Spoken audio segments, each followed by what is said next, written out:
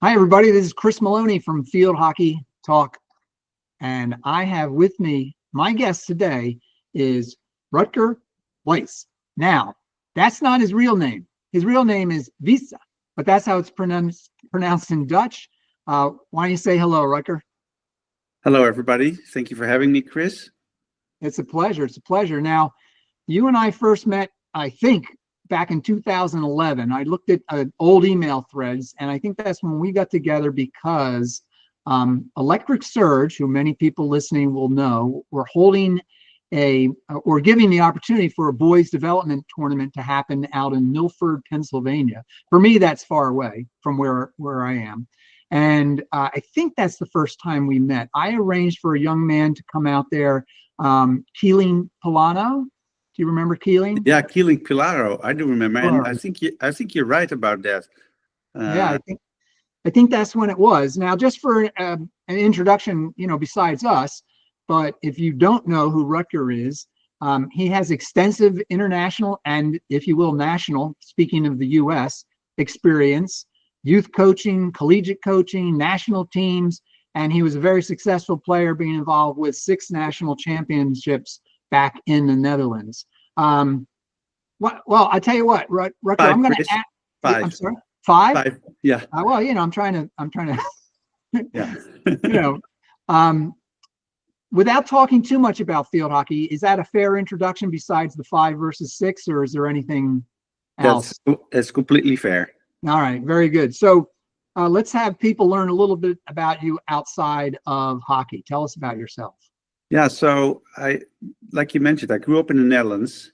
We're not going to talk about my age since I'm having a big birthday coming up this year, but I So live. wait a minute. I like to interrupt people. So in other words, you're going to be allowed to legally drink. Yeah, 21? that doesn't mean I will, but um, no, big birthday coming up this year. I live here just outside of Boston with my wife, Caitlin, and our daughter, Ava, and our dog, Willow, and our cat, Paws. Um, love being outside. Wasn't always in field hockey employed, actually. I started my career at a bank and then at a consultancy firm. And I have 4 brothers. So growing up with 5 boys in the Netherlands, it was always something to do with sports and music, actually. So yeah, that's in short um, something about me, real quick. Yeah. What type of musician are you? Well, I'm not necessarily a musician, but my dad was a very good piano player, and so we got dragged to lots of concert halls. We tried to play the piano ourselves a bit. Me and one of my brothers, and then my younger brothers actually played the violin, and the one of them played the trumpet, and one of them played a cello. So that being said, I was terrible, um, but I enjoyed, and I still enjoy going to the Boston Symphony, actually, um, and uh, yeah, that's basically the background in music, and that's why I say there was always something about sports or music, because my dad's side was really into music, and my mom's side was more into let's go chase a ball. Uh, Yeah. and So yeah, go yeah, ahead. Sorry. yeah, so that's how that came together. Yeah, All right, very good. Well, let's get into the field hockey or the hockey, as we also we're trying to get that going here.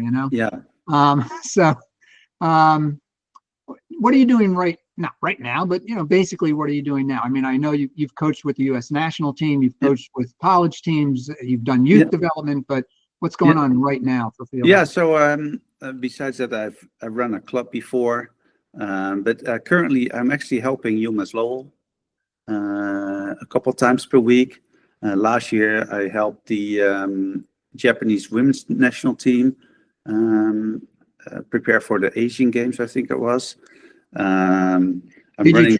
Did you travel to Japan? Did Oh, you do that? actually, we had a massive training period in Europe, so I traveled to the Netherlands, I see. where we were based at the time, and we played. I don't remember. I have to look at my log, but I think we played 15 games and trainings. And then I'm running a lot of camps and clinics these days as well, summer, mostly in Connecticut, New York, and New Jersey actually as well.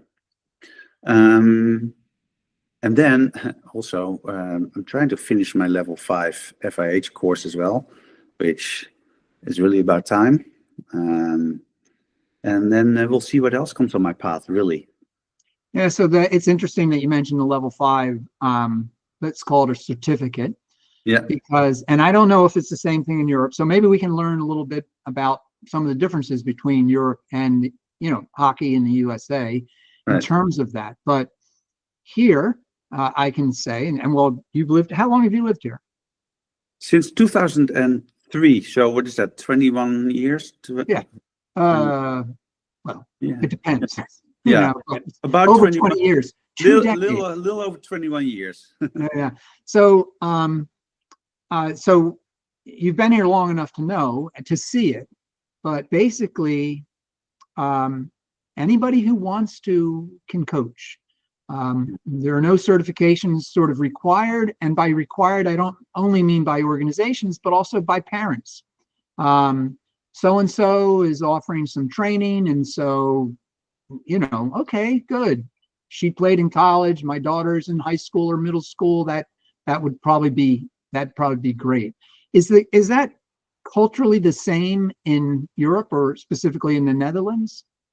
Not necessarily. I see more and more clubs asking for updated training certificates. I did it just because I wanna be in a group in a classroom with other people learning more about sport, and that's why I follow these courses. But that's different for everyone, I assume. Now, does that mean that I think not everybody should get the certification? I think there should be some sort of certification in place, specifically also that parents know whether they sign up Julie or Billy for a legitimate clinic or camp or club for that matter, or if they send their daughter to the right college, for example. Yeah. Were you taking level 5 FIH courses or Yes. something? Okay. So, because, many national governing bodies such as USA Field Hockey, they'll offer certifications. So they're in the US as level 1, level 2, and then level 3 is the top certification. Yeah. And each one comes with an increasing amount of requirements. So level 1 is classroom, maybe a little bit on the field, but it's more like, let's see how a penalty corner works as opposed to doing a whole game analysis. And that increases that responsibility for getting that certificate. The level of responsibility you have in terms of knowledge attainment increases. It's got to be the same with the FIH. Yeah, I mean, the level 5 is the highest. It's the high performance award certificate. And basically my class of 20 people had the Japanese head coach in, the head coach for South Africa men, the Dutch under-21 head coach, the Belgian girls on the 21 or under 18 head coach, etc., etc., etc. So what does that course consist of? Obviously classroom work, but also a part on the field. It has different components throughout the year, where you basically report what you've been working on and how that relates to high performance sports. This is not like a weekend course. No. Performing across 12 months, reporting back to the instructors, I guess. Yeah. And then finally you earn the certificate. Well, that's So I have to do my final presentation on the subject, and you do that for a big audience or bigger audience. Another interesting part is you'll be in the hot seat for an afternoon at the actual course, one of the classrooms, where you present on a topic, and people get the opportunity to fire at you. and that can get pretty heated. Interesting. But But it forces, heated because of the pressure of answering a yeah, question, or somebody's going to argue with you? both, Really? because you're in a room with people that actually know their stuff. So before you answer, you think really hard what you're going to answer. And I can even bring that back. Before you present what you're about to present, you are forced to think, because you can't get away with some jargon or some quick, how do you call this here? Zingers. Because people see straight through it and you're going to get roasted. Yeah. On There's the a other- lot of, I don't know what it is either. It's like, kind of like catchphrases people say in terms of umpire development. I'm very involved with umpiring, and people will say things, and it's like, well, you're not really giving instruction there. You're kind of like just using a cliche, and everybody gets it. Oh, we want more flow. That's a great one. Yeah. And finally, on slide 17, you'll see that we want more flow. Yeah. What's that mean? How does that manifest itself in your calling, that sort of thing? So so that's a funny thing when I coach on the field, and one of my questions after an exercise or during exercise is always, so how do you think it's going, and where can we improve? Or after your debrief, when you debrief after a game, we need better communications. And I find it such a killer. Like, what do you want to communicate? I mean, Rutger, go get me a tea. Okay. Exactly. Yeah. So they sometimes people feel compelled to talk. And of course, a lot of the people that you're working with, especially as you celebrate more and more birthdays, are getting younger and younger than you, because they're always the same age. But they feel compelled to contribute. So we don't want to hold them, too hard to account for that. But that's not really an answer, but it is a good cliche. Communication and flow. Both of those things would apply to umpiring as well. So you've had a lot of experience at different levels. Youth, collegiate, and international. What are the challenges for working with those groups, or what are the opportunities that you see within them, or that you see over and over again, especially probably with the younger kids? So I think my starting point, actually, let's not talk about challenges first. Let's talk about, my starting point is always make the player better, help the player getting better. So when you look at that, you can easily apply that to every level, because Billy might be starting at level 1 and wants to go to level 2, and Johnny or Julie might be at level 20 and wants to go 21. So that's my starting point. And an interesting thing that I actually like to share is, when I want to try to coach a certain exercise at the high level, I always test it at an, if you will, lower level. And what that means is, if I can explain it in such a way that people there understand it, then it should be easier to apply in the higher level. And let me give you an example.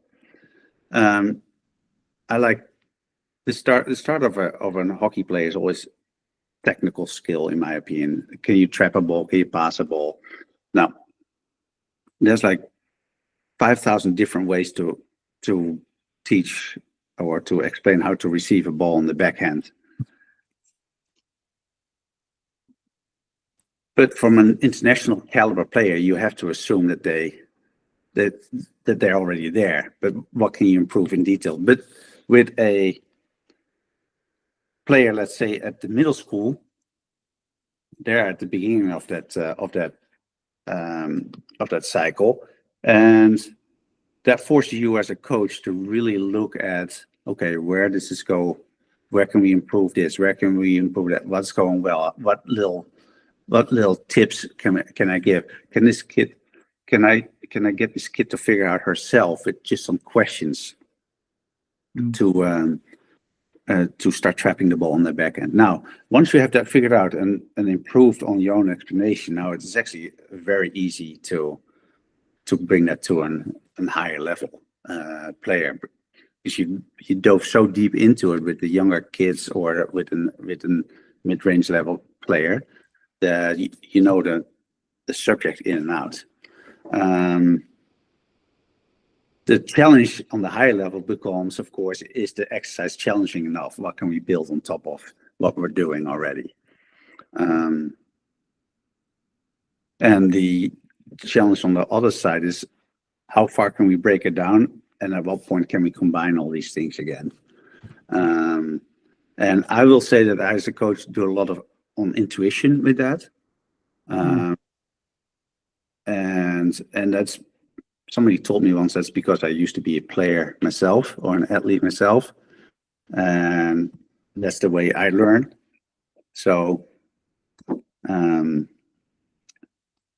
it's easy to see that translation to how I coach. I suspect too that in the Netherlands anyway, there are so many players at a relatively speaking higher level than the same age player here, that there's a lot of copying going on, you know, for the athlete in a good way. Yeah. I find that when I'm introducing the sport to youngsters, I really have to be very specific about certain things I really require them to do in terms of holding the stick or releasing the ball. But then, you know, you just have to give that away, you know, and not be, you know, you weren't holding your stick correctly for the last quarter inch of your push. I don't know. Yeah. But I know with Kiet, who you know, my son, Yeah. when he came to America, he spoke no English. And what a challenge for me trying to teach somebody who didn't speak any English, because as a coach, I think I fall victim to the I like to hear myself talk. Let me explain it again type of thing. And it wasn't helpful to him. So it was sort of like show him once and good luck. Yeah. Yeah, it's funny that you say that.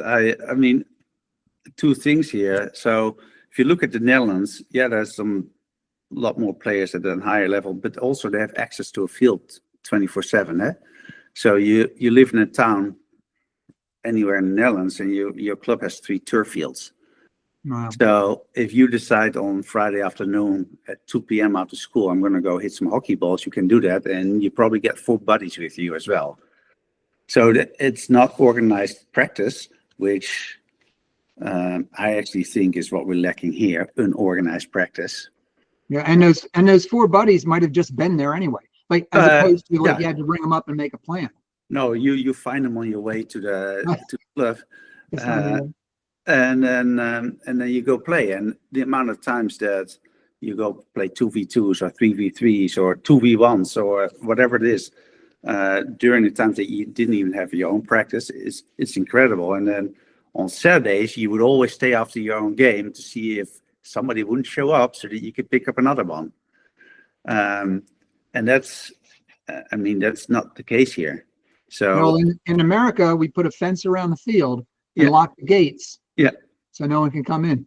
Yeah, exactly. I mean, I live here, like I said, 10 miles outside of Boston in Weston, right? We have 2 or 3 turf fields here. You can shoot bullet over that like 19 hours of the day or 18 hours of the day, and you won't hit anyone. It's empty. Yeah. You wouldn't see that in the Netherlands. There would be kids playing right now, so to speak. And then my other thing is, speaking of language, so when I was with Japan, I don't speak Japanese. Yeah. And we had one girl speaking English. And the head coach at the time asked me to show some clips of outletting and where the spaces would be. And he said, but here's the deal worker, keep it short because they don't speak English.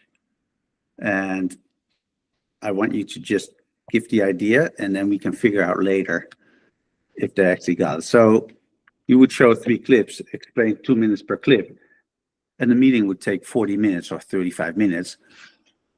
But to me, that was a way more relaxing way of coaching as well, because I would do my thing, point out what I saw, and then left it to them.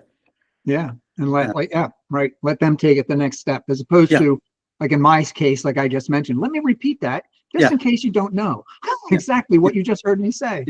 Yeah. Oh man, we, you know, in umpiring in America, almost everybody speaks English, but one of the things that I teach umpires is that you have to pretend that you're speaking to a non-native speaker. This was back when you would see umpires giving lectures to players. It's like, if you got to give a card and send them off, and you show what the signal was, if there is a secondary signal for whatever it was. But, it's not appropriate to give them a lecture, or just pretend that they're from a country that doesn't speak English. They have no idea what you're saying. Yeah, You're just exactly. wasting hot air.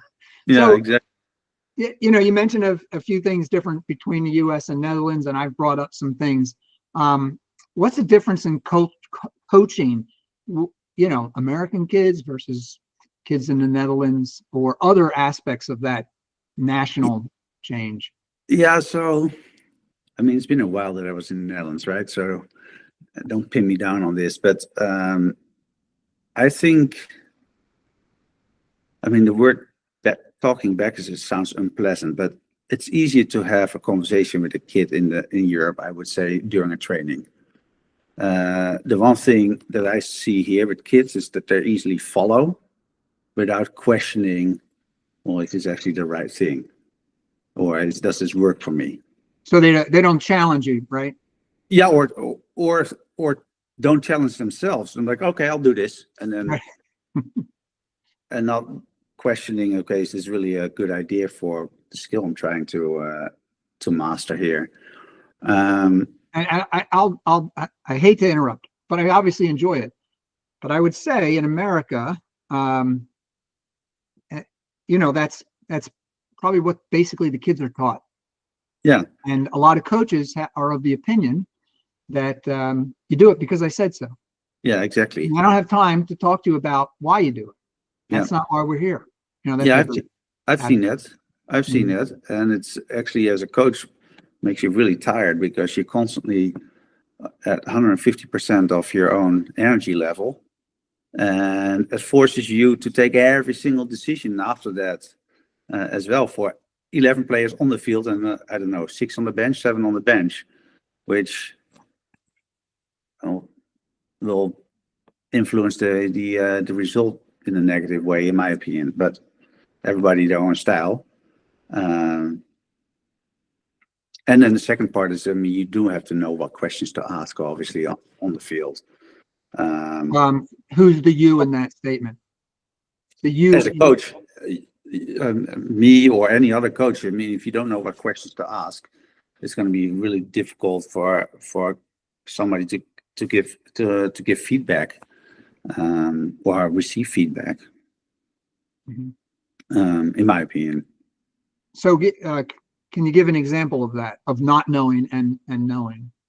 No, because I'm not here to go. I'm not here judging people. I'm just saying that I've seen it happening. Oh, I didn't mean I didn't mean to judge somebody, but an example of why are you saying basically that it's the coach doesn't know enough about the game, that they don't know what to say to the kid? Or that's possible. I'm not necessarily saying that. What I'm saying is, if you ask a closed question, there's no back and forth, right?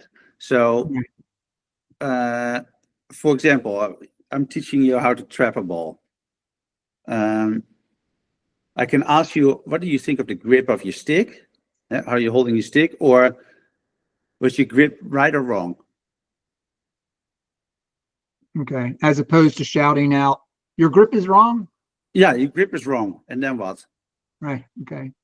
Or I like to see an easier example, hitting the ball. So how many times have you seen as a referee that balls pop up in the air or they bounce? All right. Yeah, exactly. So how many times have you heard the coach shout, keep it low? Yeah. Yeah, how? I can't count that high. Yeah. But there are other favorites, put your stick down, which I've literally seen children drop their stick. Yeah. It's down. Yeah. Yeah. So those are comments that help nobody. So I would ask a question like, so what do you think make the ball go up? No. And then you follow up with a question there, or I see. That's a perfect answer. Let's try to do it the way you said. Or, okay, I'm not sure if I see that way, but let's try it. Oh, there you go. But the drop your stick or sticks down is a classic. I tell you, I've changed that to, are your hands below your knees? Because to me, then their stick is down. Yeah. It is asking them a question. It might be too directive. Yeah. Like your question might be, all right, the ball went past you, it went under your stick. Do you have a solution for that? Yeah, I mean, and then we go figure it out together. Yeah, exactly. Because if I tell them that was wrong, do it this way, then the next mistake they make, they'll look at me like, hey, what's the solution here? And if you have very good.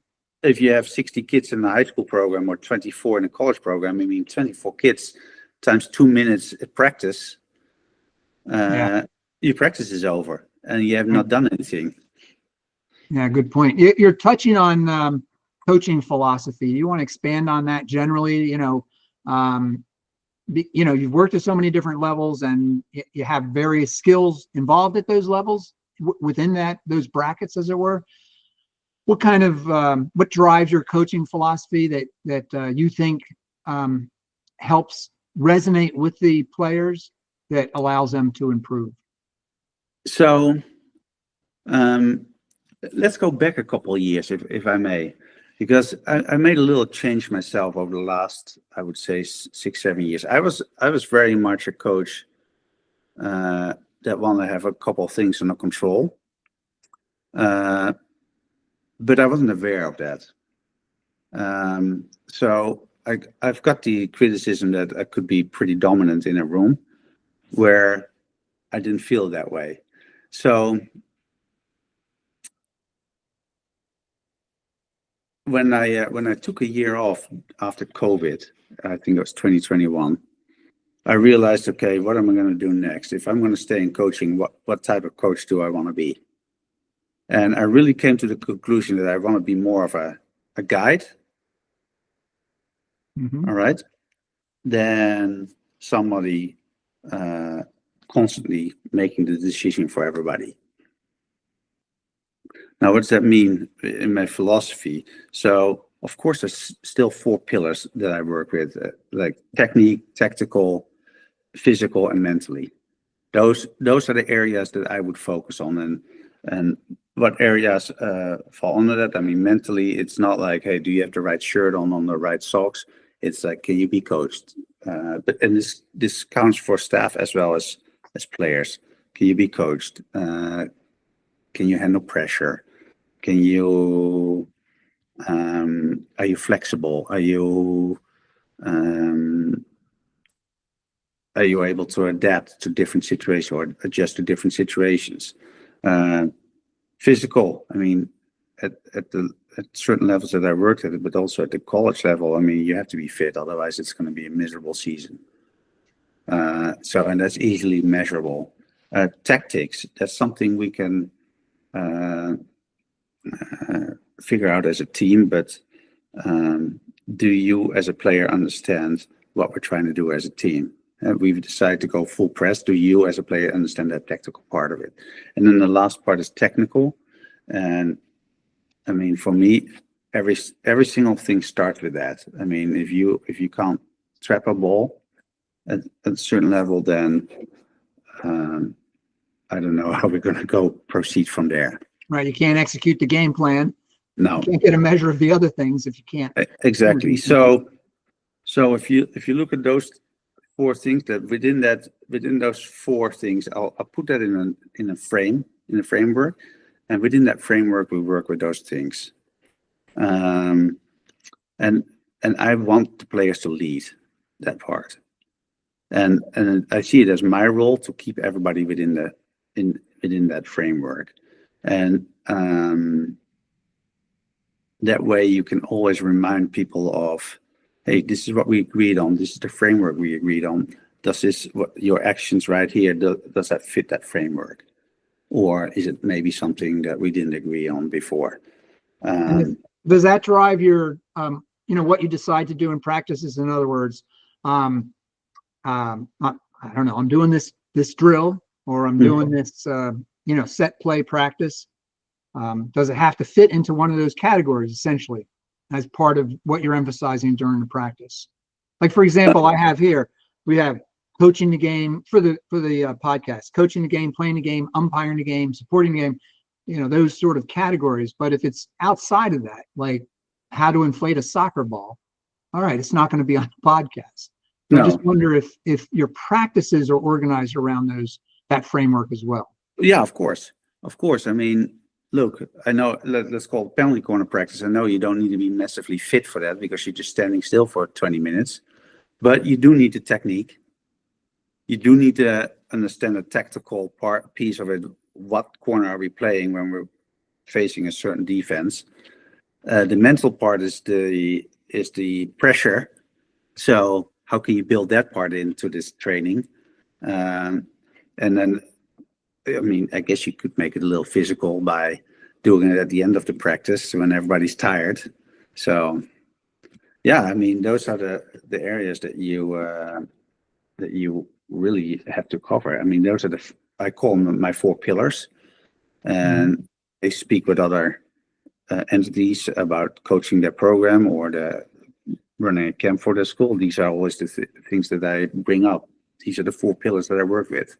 And let me ask you, kind of a follow-up on the penalty corner. Much different than what you're talking about, and speaking back towards the conversation that we had earlier about, kids not figuring things out and just kind of waiting for the coach to tell them what to do, which feeds into like almost every American field hockey game I've seen, where the coach sends in the play, as opposed to, okay, you guys have been playing for 50 minutes. Figure it out. Yeah. You guys pick the penalty corner. We've practiced it against whatever's been happening. So I wonder if you take that approach or nope. We're going to send in the play. No, so the penalty corners is actually funny because especially on the international level, you know what defenses you're facing, especially after you've had 2 or 3 corners. But there's a guy coming to the bench asking for information, and you always tell them, hey, they're running a 3-1 or a 2-2. And because you did all the prep before, and they know what corner options they have, and then they can make the decision. So wait a minute. So they might come over, and it looks like they're getting the play, but they're just asking you, wait, are they defending with a 2-2 or 3? Or that might be, and then if that's not clear, they say, okay, what corner? And then you can say 1, 3, or 5, but most of the time you say, hey, it's a 2-2, left bottom is open. Now, they'll decide what corner they'll play. Or even before that, let's say we're still in a team meeting of the morning of the game, a little briefing, and you go sit with your corner people for 10 minutes, and you're like, look, we went over this for last night. Do you guys still feel what we're agreed on, that's the way to go? Do we need to see a couple of video clips still? And then you either adjust or they're like, yeah, let's check it out one more time. Okay, this is what we're doing.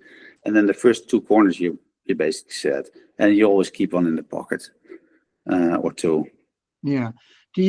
So in America, as I like to say, from who have origins in other country, you get, and maybe you've seen it at the high school level, you get some high school level coaches that are doing like baseball signals, telling the guy how to hit the ball or where to hit the ball. I don't know what. Yeah. But basically what they're delivering is a play. Yeah. Play 37A. Yeah. And you'll see the kids, they look at their hockey stick. So they all know what it is because it's written down on a piece of paper that's been taped to the stick. And then they do 37A. Yeah. So, and you mentioned international players, but at what level down? Maybe your answer is no level. They should all do it the way I just explained it, meaning the way you just explained it. Or, like when they're 13, 14 years old, we got to tell them what corner to run. Yeah. When they're 15, 16, we still have to. Or, where's the tipping point where you would advise coaches in America to ask the kids to figure it out themselves rather than me sending them to play? I mean, let me just start with saying that I'm not in a position to advise anyone. I'm just explaining what I would do. However, even at the middle school level or at the high school level, you're training corners, right? what makes you believe that a kid cannot decide for the team after I've seen two corner defenses already? What makes you think as a coach that they cannot decide what corner to play? Fair enough. That, But let that's me the question challenge I you on would. one thing you said. You're not in a position to, give Yeah, advice or something. I understand you want to tell people what you would do, but yeah, you have had a lot of experience at multiple levels. yeah, I still enjoy teaching little kids how to play. yeah. I've never coached at the international level, so you're No, bringing something more to the table than that.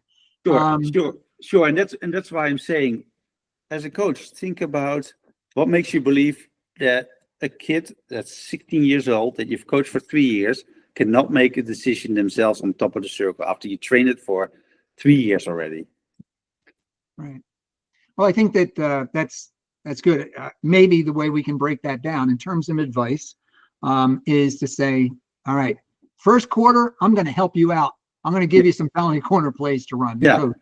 yeah, Second, third, and fourth quarter, good luck. yeah, Unless I see yeah, something amazing that you guys obviously aren't seeing, you're not yeah, going to hear from me. yeah. I don't know. Maybe Yeah, that's well, that's what I'm saying. Your first two corners you already know before the game, right? Because you've seen the video, or at least at college level, you've seen the video. Everybody watches all those corners, so you know where the spaces are. You know what's going on. But corner 3 and 4, I mean, these kids you've trained the whole week for with them. They're not stupid. yeah. Well, in their defense, a lot of times they don't have a lot of time. The kids come out of school, they run onto the field, they've got like Yep. 90 minutes, Yeah. so sometimes there's not a lot of time. But I take your point and I support it. I would like the children to make decisions themselves as opposed to me spoon feeding it. You said something earlier about having played has helped you as a coach. Yeah.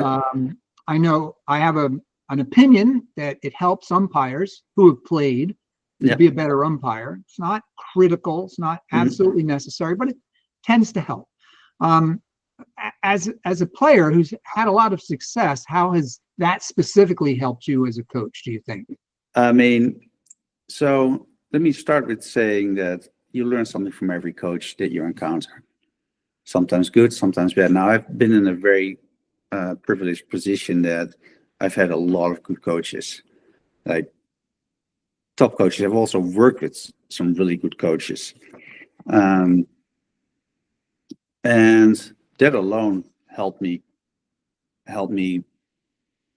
forming myself opinions on how I want to coach. I know what felt pleasant for me as a player. Um, and yeah, if I could translate a couple of things from each coach to the field, then that I've experienced as a player, then yeah, that helps me as a coach right now. Now, like I said, I have a big birthday coming up, so it's been a while that I've played on any reasonable level, but um, I'm proud that I can still carry a stick just to. I do the same. Well, I do know that, I mean, I was very fortunate. Well, the bad news is for many Americans, we start playing late. So I didn't start Mhm. playing until I was 18 years old. Right. Good news is I only had two really good coaches, right? So I went to Westchester where Vonnie Groh Hmm. was the head coach and invited me to practice with the team. That was great. And she sure knew what she was doing as the coach of the 1980 and 84 Olympics. And then I was in the men's program later, and Gavin Featherstone was the coach, from England. So those guys at least, didn't send me astray. So I can certainly imagine that you learned a lot from the coaches that you played for. And then, like you said, I don't want to do this, I don't want to do that, but I do want to do these things in terms of Yeah. influencing me as Yeah. a coach. Yeah. So you now you help out at UMass. You said you started a program called the field hockey. What is it? Field hockey school. Yeah. The field hockey school. I was Yeah. thinking program. And I'm just wondering what sort of your aspirations are, either for teams that you coach or players. How do you hope to leave a lasting impact on those players? Well, like I said before, my starting point is make the player better than they were yesterday, right? So if a player comes to my camp or to my training sessions or played in the college team that I coach for or the national team that I coach for, and they got better and they had an enjoyable experience, I think that's enough impact that you can hope for. Yeah, I think it's that simple as that. It wasn't an enjoyable experience. Okay. Um, I forgot to ask you this, but you know, you've coached men, you've coached women, girls, boys. Mhm. We've talked about sort of the differences between the Netherlands Yep. and America. Do you notice any gender differences across that spectrum in terms of coaching, and Netherlands to the U.S.? Yeah. I mean, I guess I've had this question before, and I think there might be differences, but I've never been occupying myself with, well, what was the biggest difference here? Every team that I've coached, sometimes at training, like, dear Lord, what are you thinking? And every single team that you've coached, like, holy moly, that was great. So that's, I mean, that's how I see this. And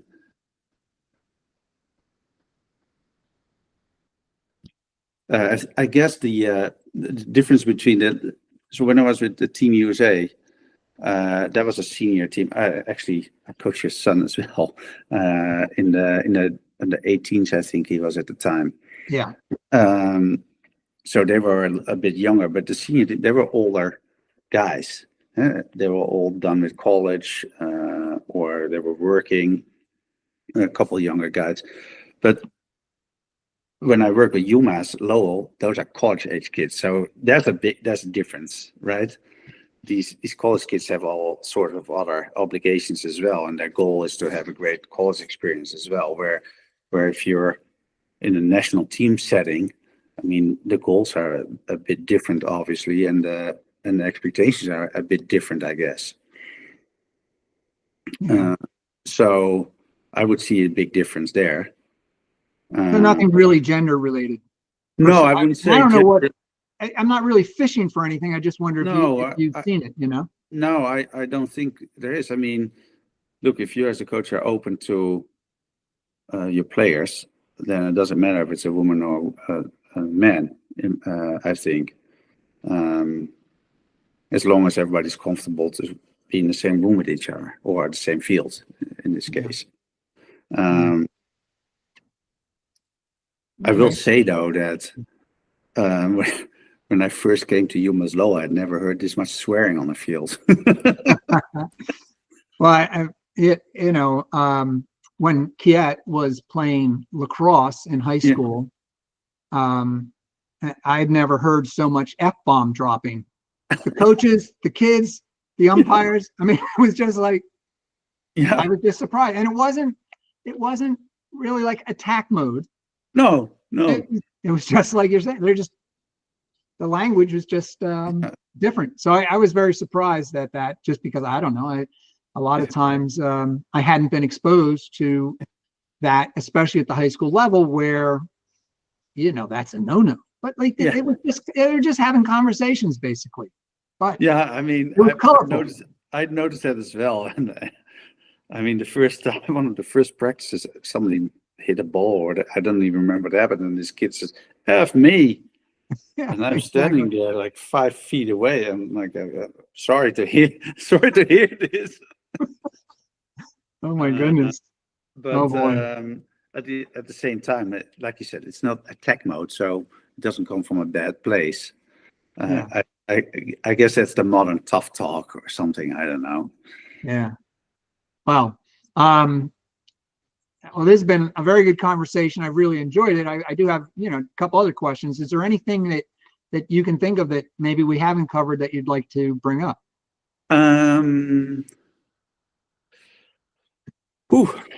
Putting me on the spot here.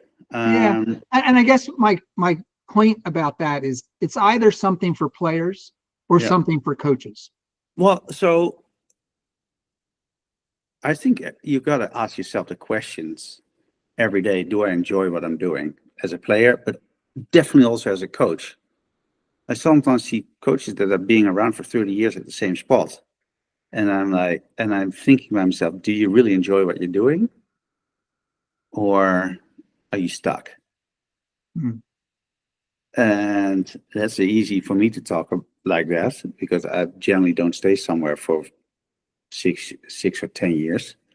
Although, no, I have.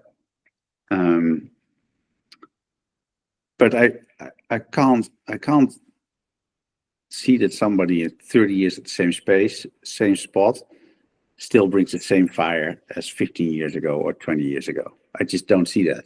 You as a coach, but as a player, but also as a coach, you have to get different impressions to sharpen yourself a little bit. And if anything good from COVID came, not that that was any fun, is that I was able to take a year off and mowed grass and cut the hedges in my yard and really think about what I wanted to do as a coach next if I was going to be coaching. Um, so that's the one part, and then as a player, yeah, you have to enjoy it, and you have to ask yourself that question every single day at practice: Am I here because I like it, or because somebody expects me to be here? And then if I can add one more thing, and I think I read about this a few too many times now, and not just in hockey, but also other sports, like parent involvement in high school sports, for goodness sake. So we're talking about an activity participant where people just want to be part of a group or want to be part of a group. And we have parents shouting left and right to the umpires, to the coaches, and to players. And you're like, okay, how do you weapon yourself against that as a coach? Because you're also a human being. And at a certain point, you just have enough. Is there a cultural difference there? Do you see that in the Netherlands? Like I mean, it's getting outrageous here. Yeah, I mean, you see it in the Netherlands a bit, but just instantly, like within the club, they're trying to correct that. And I'm not saying it's successful everywhere, but growing up, my parents, but also the parents in the team, all I remember was that they would drive us to the game, and that somebody would come with orange parts at halftime, and after the game, we all get A little treat. I'm sorry. A little treat. They bring Yeah, you we get a treat. lemonade or a Mars bar, and then okay, guys, see you later, and that was it. And I see now, even at the national junior level, I see kids being dropped off. We trained we trained in Moore Park, we trained in Connecticut, in New Hampshire, Pennsylvania. I see people not dropping their kids off at training, but go sit in the stands during training. And I'm thinking, is there nothing better to do for you right now as a parent? That truly, and it's funny that you say that because that we talk about this. Now that I have a daughter, my wife always tells me, "You're in charge of the sports activities," and she would ask me, "Well, what are you going to do?" I'm like, "No, if she wants to play soccer, field hockey, it doesn't matter to me. We're going to drop her off, and then you and I are going to do something fun because we got 2.5 hours." It's like when she was younger and taking a nap. You know? Yeah. Now she's go. But you get my point, right? Why do as a parent? Why do you have to be involved like that? Is it because you enjoy it, or you don't trust the program that your kid is in? If that's the case, then you're at the wrong program, and you should find a different club.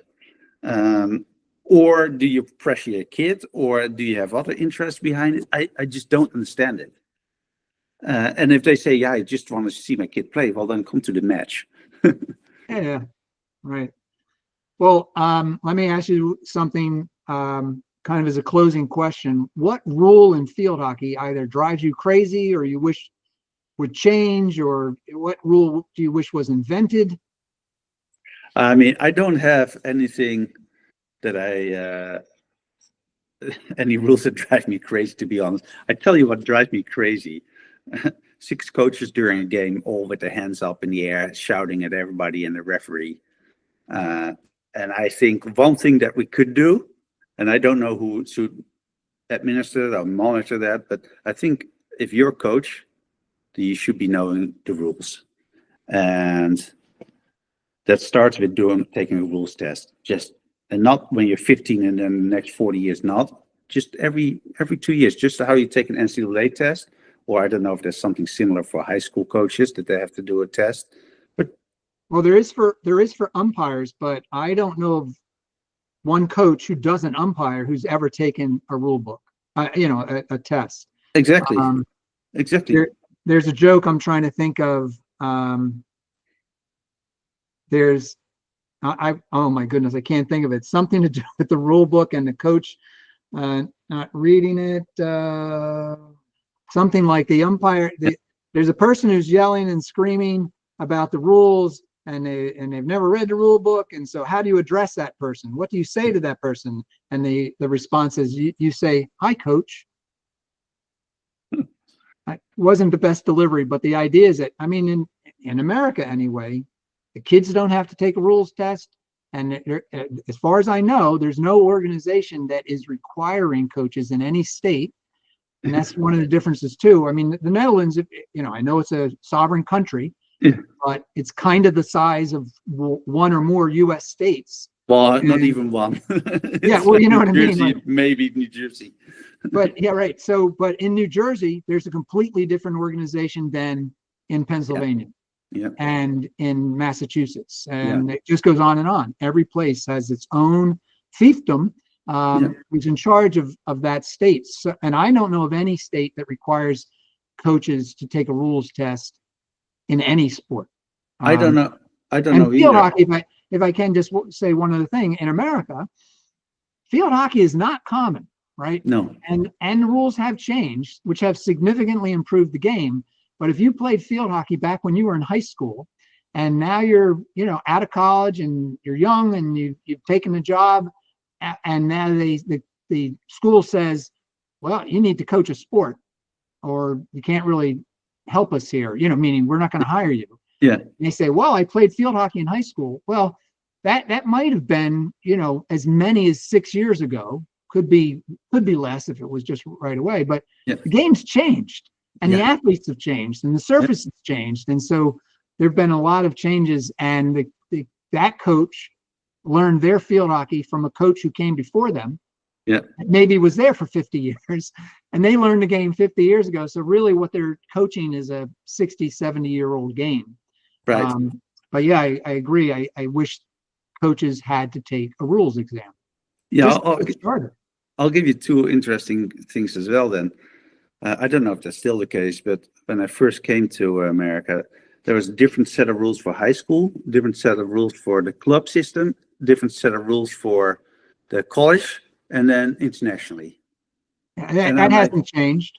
So how do you expect to be no confusion? That's my first question there. Huh? And then the second thing is, this is an incident that happened, I would say, a year or so ago. We're playing a practice match here, and one of the kids gets in an argument with the umpire, sorry. And she gets sent off with a green card. She comes and I says, well, what did you say? And she says, well, this referee doesn't know what she's doing.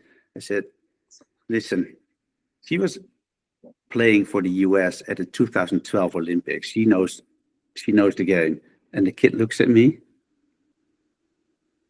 And he says, what do you think I should do? I said, I think you should tell her after the game that you were sorry. And if she could explain the rule to you. And I think where I'm going with this is, if we know a little bit more about each other before we get into a game, then we can avoid this type of conflict, if you will. I mean, it's not big. A green card is a green card, but you see what I'm saying. Yeah, no, absolutely. I've proposed many times that I wish Yeah. In America, there's a lot of times a varsity followed by JV game. Yeah. And I wish, although the kids got to go home and do homework, but I wish they would take the captains from the varsity game, not all 10 of them, just like one captain from each team, and they would umpire the JV game. Yeah. The umpire scheduled to do the JV game would still be there, and they would stand behind the player umpire. Yeah. But with the responsibility of the player umpire, taking over, unless something crazy happens, and you have the experienced umpire there. But I think that would just give the kids a tremendous amount of insight into what it is, and maybe they would be self-motivated to take a test, find out what the rules are. Right. Who knows? Yeah. Who knows? I mean, we'll provide a lot more clarification, I would say. Anyway. Yeah. Well, this has been great. I really appreciate it. Thank you very much. Thank you for having me.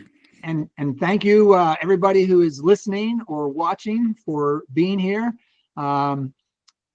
Please know that, we're trying to do the best we can here in terms of educating people and advancing the sport, raising all the ships. I think Rutger would agree with this. At the harder you train, the more fun you're going to have in games. Absolutely. Yeah. Absolutely.